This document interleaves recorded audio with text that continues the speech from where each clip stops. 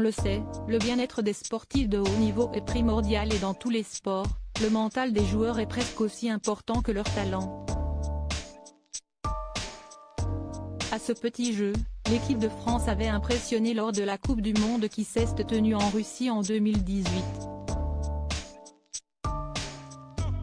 Sous les ordres d'un Didier Deschamps en chef d'orchestre, les Bleus emmenés par des guerriers comme Lucas Hernandez et Antoine Griezmann ont terrassé 1-1 leurs adversaires.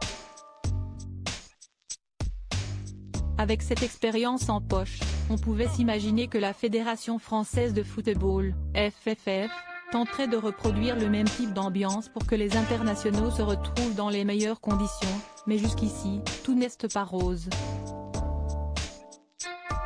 Les Bleus débarquent au Qatar avec une infirmerie pleine et les absents sont particulièrement nombreux cette année. Véritable plaque tournante du milieu de l'équipe de France cette année, Paul Pogba et N'Golo Kanté ne feront pas partie de l'aventure, tout comme l'ambianceur de 2018, Presnel Kimpembe. Et histoire de boire le calice jusqu'à la lie, Karim Benzema, le tout récent ballon d'or, a été obligé de déclarer forfait samedi dernier en raison d'une blessure à la cuisse. De son côté, Hugo Lloris est dans l'œil du cyclone depuis ses déclarations concernant le port d'un brassard arc-en-ciel pour soutenir la lutte contre l'homophobie. Si tout cela ne suffisait pas, une nouvelle polémique vient d'être mise en lumière et elle implique les familles des joueurs.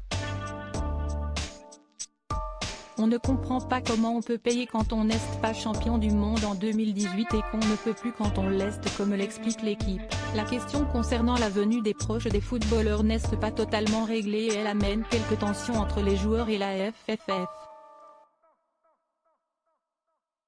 Alors qu'à la Coupe du Monde 2018, tous les frais avaient été pris en charge concernant leur venue, il semblerait que cette année la fédération souhaite réduire ses coûts, se retranchant officiellement devant la nécessité de faire des économies, comme l'explique le journal.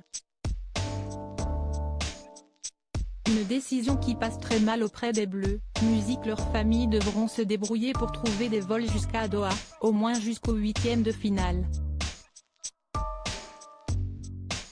On ne comprend pas comment on peut payer quand on n'est pas champion du monde en 2018 et qu'on ne peut plus quand on l'est, a témoigné un membre de l'entourage d'un joueur à l'équipe.